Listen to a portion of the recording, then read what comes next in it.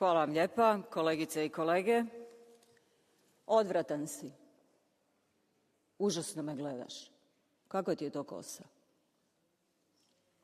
Upravo zbog ovog cyberbullying mora biti kriminaliziran.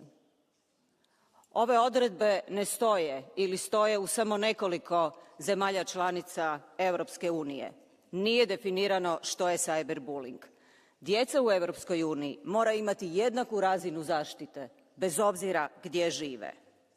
Ovo nije virtualni problem, ovo je stvaran problem. Ne djeluje sam, povezan je sa depresijom, anksioznošću.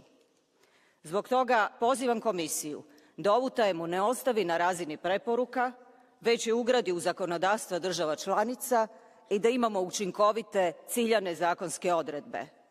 Irska 7 godina zatvora za teži oblik, lakši oblik 12 mjeseci zatvora, 5.000 eura kazne. Da, i za maloljetnike.